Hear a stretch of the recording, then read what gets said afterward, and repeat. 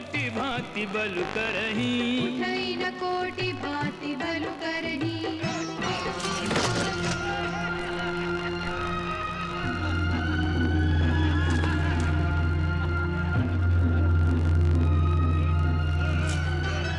रूप सहस दस एक ही बारा, रूप सहस दस एक ही बारा। उठावन टरई न टारा, उठावन टरई न टारा।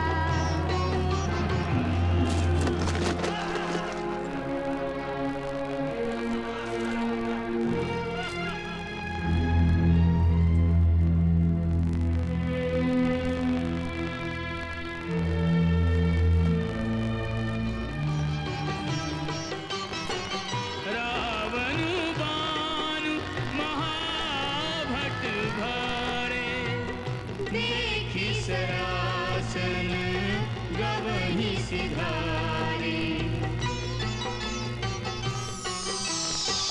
यद्यपि शंभु पर प्रीति विसेखी, तदपि डरावे शिव धन देखी।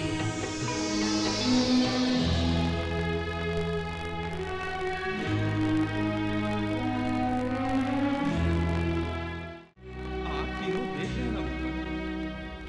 धनुष यज्ञ में क्या क्या हो रहा है?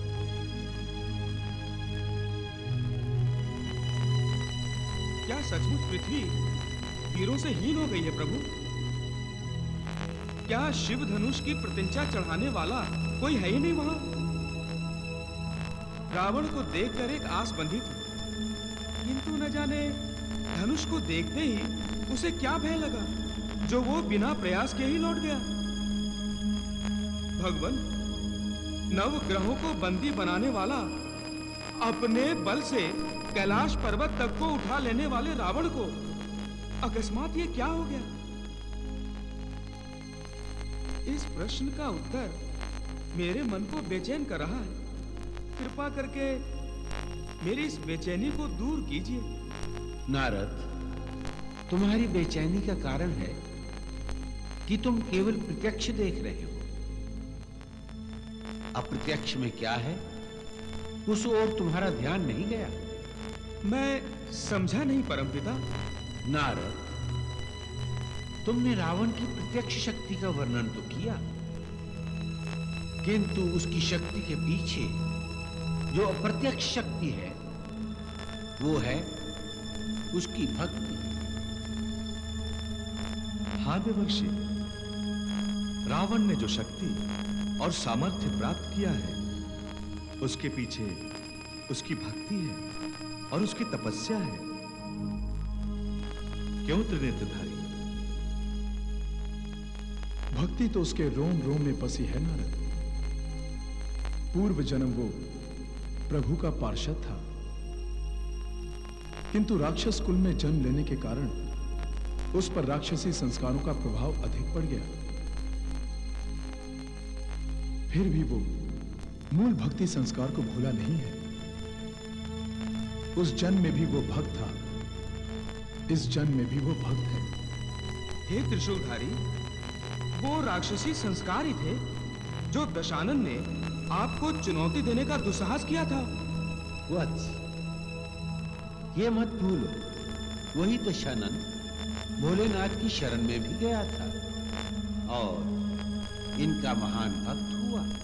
इसीलिए जब शिव धनुष में रावण को साक्षात देवाधिदेव भगवान शिव के दर्शन हुए, तो रावण ने अपने इष्ट देव को प्रणाम किया। हाँ, नारद, भक्त कभी भगवान का निरादर नहीं करता, और भक्त कभी भी भगवान से बराबरी करने के बारे में भी नहीं सोचता। इसीलिए रावण ने शिव धनुष को स्पर्श तक नहीं किया। वाह! नारायण नारायण, ये तो सत्य में अद्भुत है त्रिदेवो। राक्षसी महत्वाकांक्षाओं के भीतर छिपा हुआ भक्ति भाव। नारायण नारायण।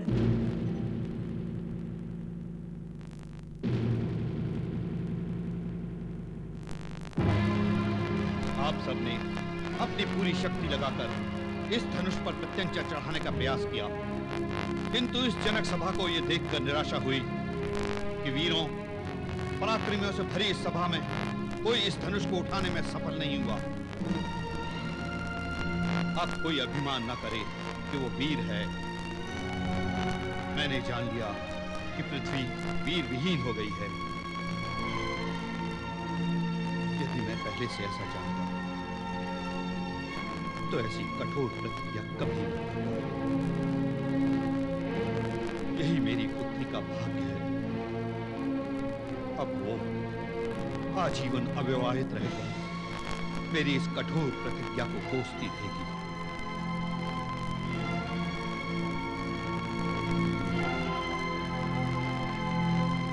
धिक्कार है मुझ पर, धिक्कार है वीरता का बखान करने वाले इन वीरों पर जो इस धनुष पर प्रत्यंचा न चढ़ा सके। गुरुदेव, रघुवंश कुलभूषण भ्राता श्री राम के होते हुए महाराज जनक पृथ्वी को वीरों से शून्य कह रहे हैं। वत्स, हम यहाँ दर्शक हैं। महाराज उनसे कह रहे हैं जो इस स्वयंवर में भाग लेने आए हैं। परंतु गुरुदेव, पृथ्वी वीरों से शून्य नहीं है। लक्ष्मण, अपने आवेश पर संयम रखो, अपना स्थान ग्रहण करो।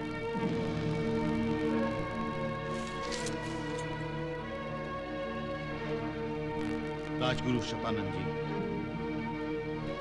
हम आपसे पूछते हैं, इस असफल स्वयंवर सभा का समापन हम कैसे करें? महाराज,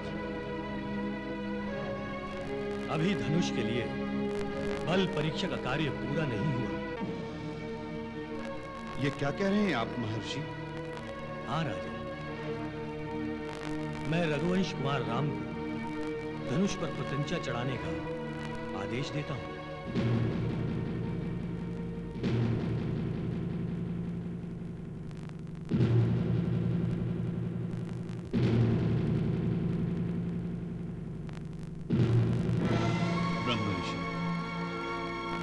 ये क्या कह रहे हैं आप? किसे आदेश दे रहे हैं? सुकुमार कोमल राम को? हाँ, जाओ राम, महाराज जनक तथा उनके परिवार के दुख का निवारण करो।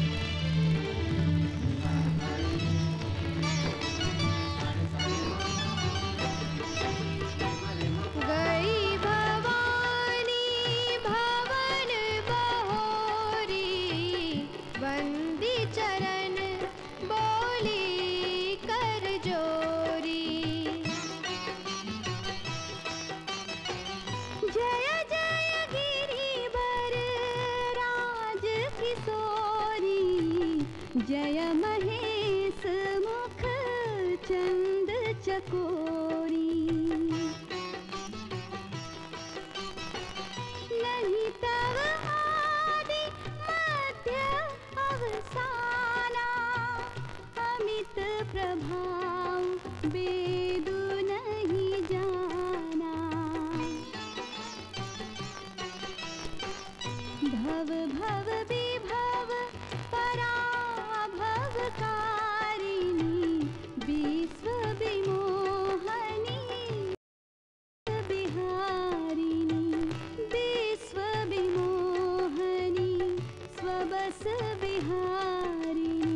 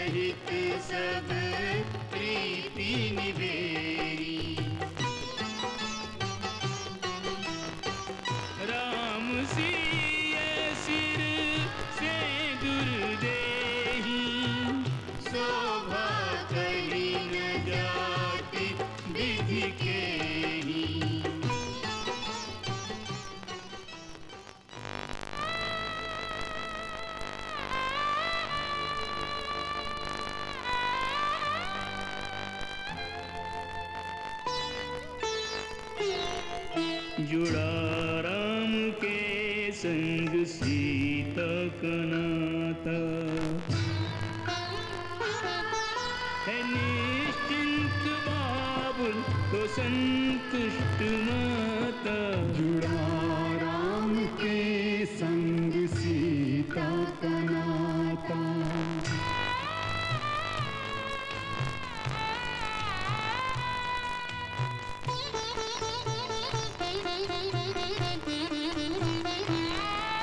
विदा हो रही है सिया प्राण प्यारी, है विचलित जनक से परम धैर्यधारी। चली दूर मैना की बगिया की मैना, सिपाही नयन का नयन में रहेगा। विदाई का दुख सब दुखों से बड़ा है, पर इस मोड़ पर दुख ये सहना पड़ा है, कि सुख से रहेगी हमारी सुजाता। जुड़ा राम के संग सीता का नाता, जुड़ा राम के संग सीता का नाता।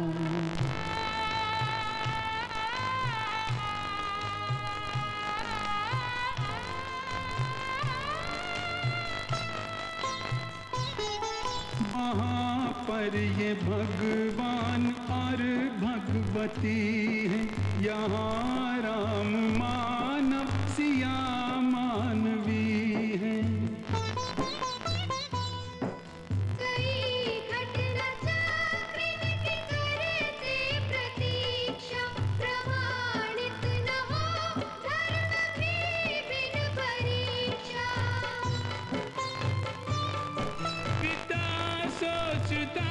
पुत्री फूलों तुलेगी, उसे क्या पता किस डगर पर चलेगी। नियति के लिखे को मनुज पढ़ न पाता, जुड़ा राम के संग सीता का नाता। जुड़ा राम के संग सीता का नाता।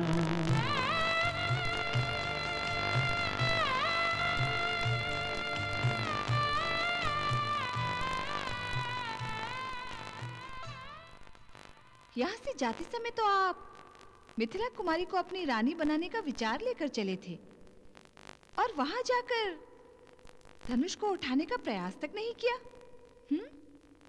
क्या फिर मेरे परामर्श को आदर देने का विचार अकस्मात ही मन में आ गया? यह भी हो सकता है, या फिर मेरा विचार परिवर्तन भी हो सकता है। नहीं नहीं, आपका विचार परिवर्तन असंभव है। आप मुझसे कुछ छिपा रहे हैं। धनुष को उठाना आपके लिए कोई कठिन कार्य नहीं था। तुमने ठीक कहा, धनुष उठाना मेरे लिए कुछ कठिन कार्य नहीं था। कठिन था अपने इष्ट का, अपने गुरु का, अपने प्रभु का अनादर करना। अर्थात मुझे उस धनुष में महादेव शिव शंकर के दर्शन हुए मंदोदरी। यदि मैं उस धनुष को उठाता तो क्या महादेव शिव शंकर का अनादर न होता? आपने उचित ही किया स्वामी। आपके भक्ति भाव से संसार के सारे भक्तों का मान बढ़ गया है। मेरे मन में अभी अभी एक प्रश्न उठा है स्वामी। क्या? पुत्र, शिष्य और दास, इन तीनों की 3 श्रेणियां मानी गई है ना? हाँ। परम श्रेष्ठ श्रेणी कौन सी है? कृपया बताइए मुझे। परम श्रेष्ठ वो है जो अपने पिता, गुरु और स्वामी की इच्छा जानते ही उसके अनुकूल कार्य करता है और अपने श्रद्धेय को संतुष्ट करता है। मध्यम वो है जो अपने श्रद्धेय से आदेश मिलने पर उसके अनुकूल कार्य करता है। और तीसरी श्रेणी? उस श्रेणी में वो आता है जो अपने इष्ट से आदेश मिलने के पश्चात भी आदेश का पालन नहीं करता, उनकी अवज्ञा करता है। अब ये बताओ, तुमने प्रश्न क्यों किया? क्या तुम ये जानना चाहती हो कि मैं किस श्रेणी का शिष्य हूं? आप मुझे लज्जित कर रहे हैं स्वामी। आप तो मेरे परमेश्वर हैं। श्रेणी का निर्णय तो आप इस दासी के लिए करेंगे। आपकी आज्ञा का पालन करना मेरा धर्म है स्वामी। तो ठीक है, आप अपना धर्म निभाइए। हम आपको आज्ञा देते हैं। हमारी आज्ञा का पालन हो। आज्ञा प्राणनाथ। हमें आपका प्यार चाहिए, सदा सर्वदा।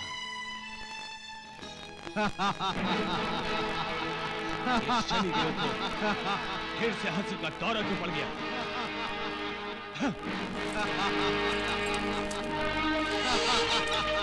आओ दशानन, आओ आओ मेरे निकट आओ, आओ।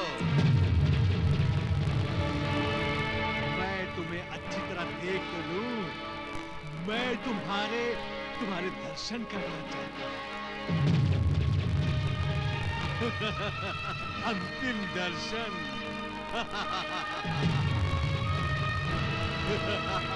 क्यों? दिन में स्वप्न देख रहा है तू और हंस रहा है? जिसे तू स्वप्न कह रहा है वो तेरे भविष्य की अंतिम रेखा है और वो मुझे ग्रह मंडल तक जाकर रुकी दिखाई दे रही है। और हंस इसलिए रहा हूं मैं कि ये रेखा तेरे जीवन चक्र की गति है और वो रुक गई है। तेरा काल चक्र घूमकर तेरे सामने आ खड़ा हुआ है रावण। तू मुझे बांध सकता है, काल चक्र को नहीं। तेरा विनाश निकट है रावण, तेरा विनाश निकट है, तेरा विनाश निकट है।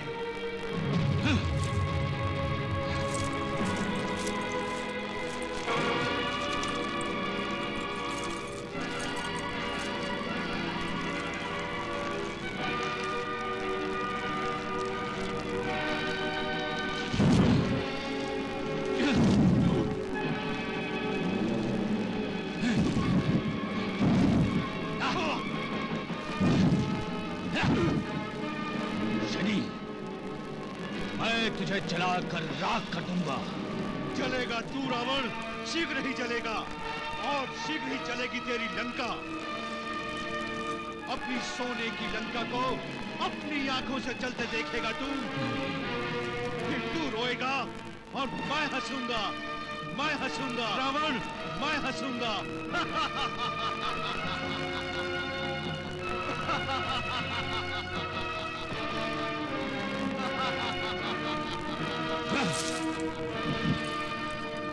मूर्ख रावण। ओम जटाधराय नमः शिवाय। ओम नागेंद्राय नमः शिवाय। ओम विष्णुरूपाय नमः शिवाय। ओम नमः शिवाय। ओम नमः शिवाय।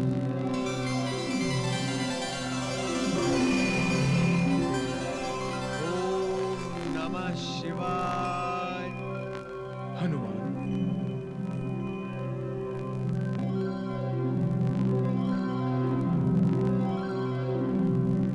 आप कहाँ हैं प्रभु?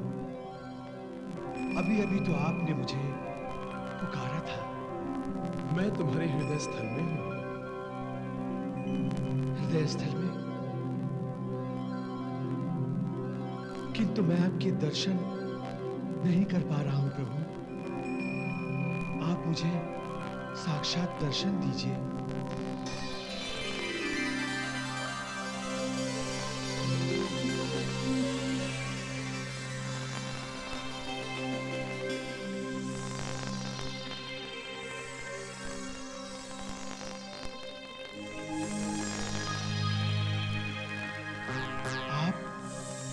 आपने मुझे दर्शन दिए प्रभु।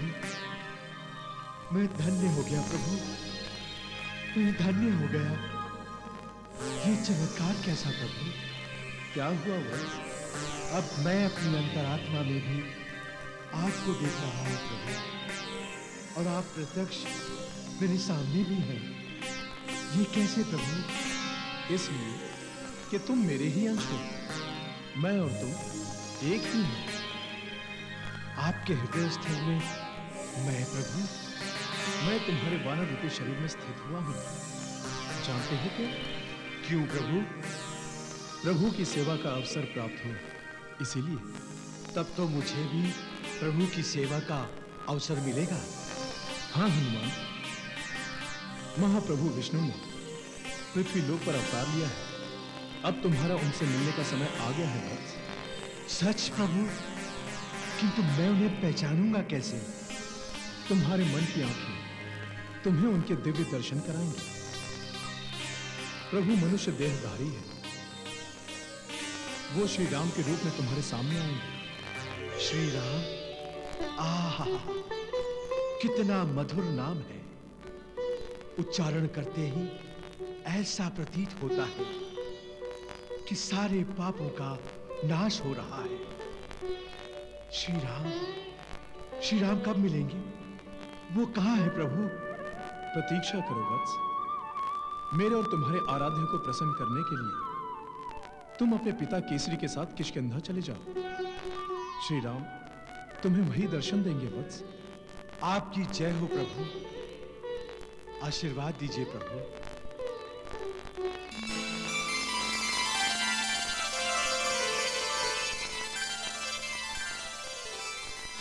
महाराज वाली की, महाराज वाली की, महाराज वाली की। किष्किंधा नरेश महाराज बाली की जय हो। इंद्रपुत्र महाबली महाराज बाली की जय हो। यूथपति केसरी जी तथा केसरी नंदन हनुमान, राज्य सभा में आपका स्वागत है। आसन ग्रहण कीजिए यूथपति।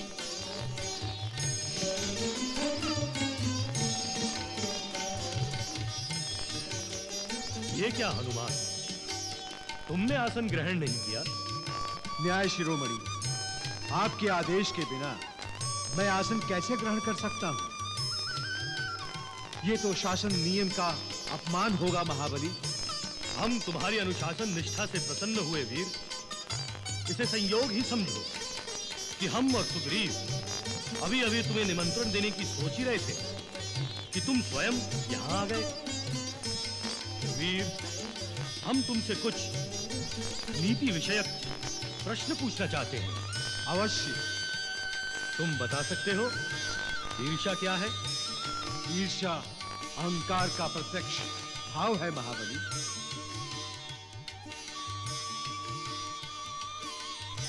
शत्रु कौन है? काम, क्रोध, लोभ, माया और मत्सर। ज्ञानी कौन है? संयमी, आस्थावान और पर ब्रह्म को जानने वाला ज्ञानी है। हनुमान, तुम्हारे उत्तर बहुत सार गर्भित और संक्षिप्त है। केवल एक प्रश्न और, विवेकी और अविवेकी में क्या अंतर है? अविवेकी अर्थात अल्पज्ञ ऐसे पुरुष बाहरी भोगों के पीछे लगे रहते हैं और सर्वत्र फैले मृत्यु के पास में जा पड़ते हैं, परंतु विवेकी पुरुष अमृतत्व के नित्य को जानकर भी संसार के अनित्य पदार्थों में किसी की भी इच्छा मात्र नहीं रखते। तुम्हारे उत्तरों से हम प्रसन्न हुए हनुमान। तुम तो महाज्ञानी हो। वीर केसरी जी, हम और हमारे भ्राता सुग्रीव अति प्रसन्न होंगे यदि आप अपने सुपुत्र हनुमान को हमारे अंतरंग तथा राज्य के सचिव बनने की अनुमति दे दें। ये मेरे और मेरे पुत्र के लिए सौभाग्य की बात है महाबली। पूज्य पिताश्री, महाबली महाराज बाली, आपकी कृपा पाकर जो पद मुझे प्राप्त हुआ है उस पद का मैं यथोचित सम्मान करूंगा। न्याय का सदा पक्ष लूंगा और न्याय के विरुद्ध विरोध होते देख कभी नहीं हिचकूंगा। राज्य और राष्ट्र धर्म मेरा परम कर्तव्य है। महाराज बाली की, महाराज बाली की, महाराज बाली की, महाराज बाली की। 1 2 3। हाँ स्वामी, मैं जीत गई। हाँ, ये भी कोई बात हुई। जब भी मैं तुम्हारे साथ कोई खेल खेलता हूँ तो हार जाता हूँ। स्वामी, स्वामी खेल तो खेल है ना। अब मैं तुम्हारे साथ एक ही शर्त पर खेलूंगा। जब तुम खेल में कभी हारोगी नहीं।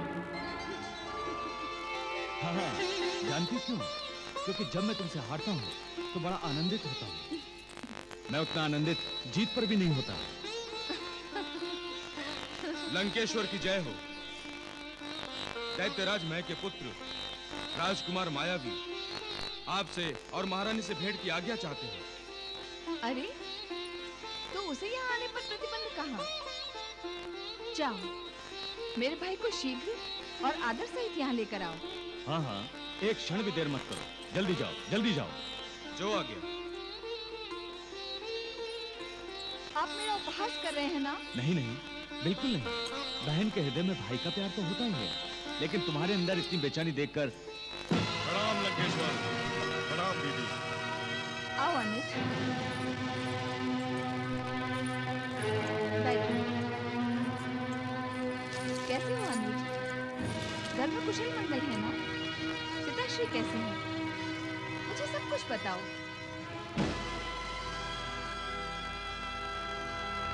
क्या हुआ? तुम चुप क्यों हो? तुम चुप क्यों हो मायावी?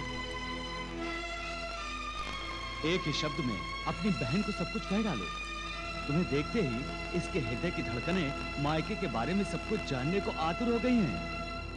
वहां सब कुशल है दीदी, परंतु मेरा मन उस दिन से दुखी है जब से बाली के हाथों लंकापति की हार के बारे में सुना है।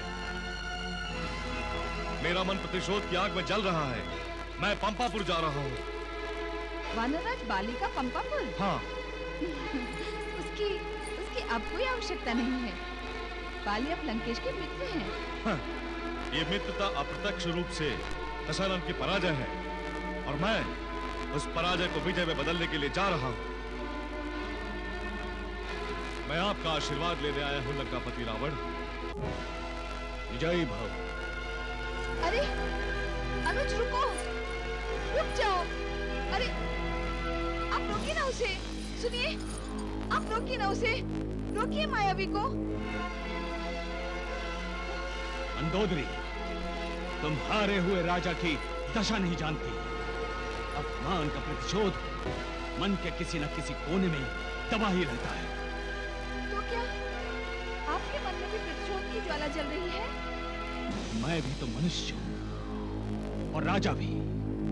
मैंने मायावी को क्यों नहीं रोका? ये राजनीति है कि राजा रणभूमि में ना भी हो, पर वो अपने प्यादे से दूसरे राजा को मार दे सकता है। इसलिए मैंने मायावी को नहीं रोका।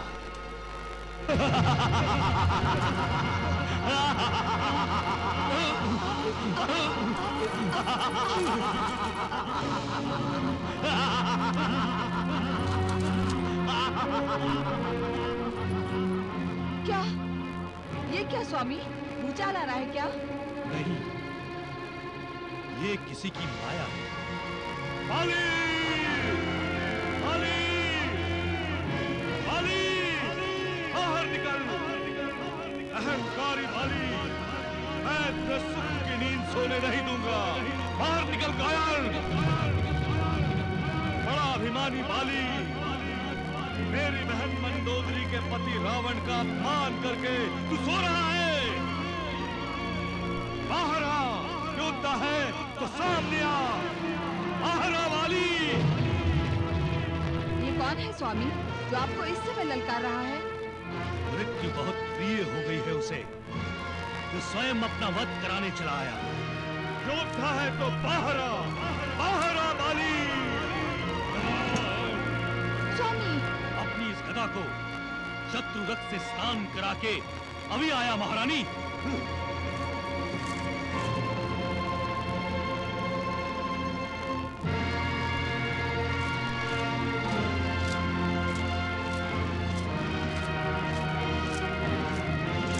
भैया, मैं भी चलूंगा आपके साथ।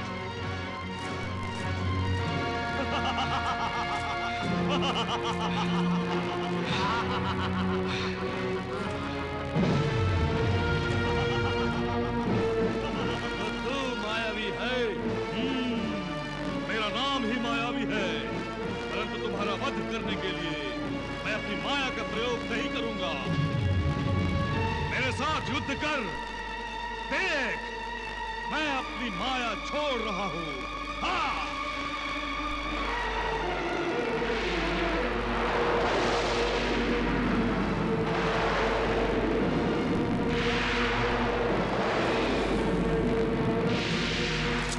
नहीं सुग्रीव, मुझ अकेले को युद्ध करने दो। अब तू मेरे सामने आ। लो, मैं तुम्हारे सामने हूं।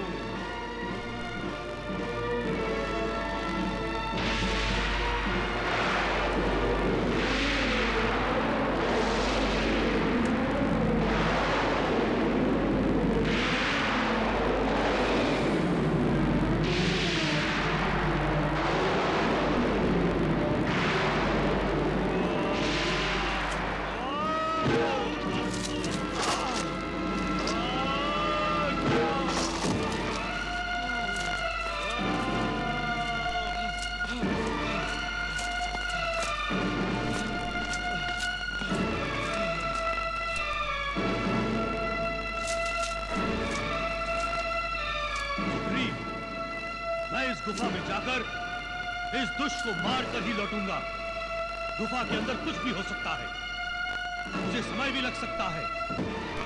तुम मेरी प्रतीक्षा करना। क्यों भैया, मैं भी चलूंगा। नहीं, वो मायावी है, कुछ भी हो सकता है। तुम 15 दिनों तक मेरी प्रतीक्षा करना, यहां से हिलना नहीं जब तक मैं आ नहीं जाता। जो आज्ञा भैया।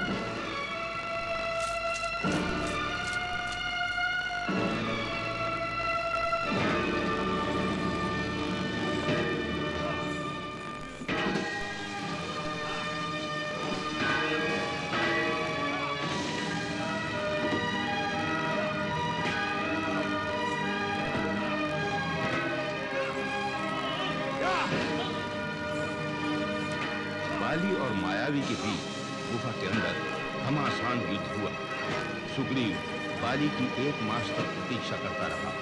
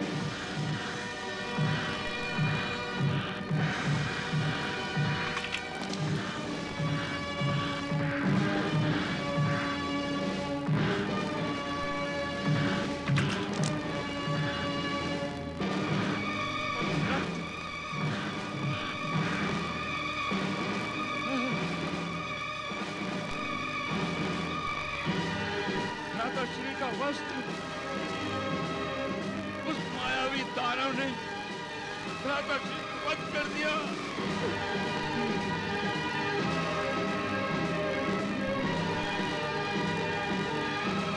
जो भी जीवित इस गुफा से बाहर नहीं आएगा, उसे भी गुफा में ही मरना होगा।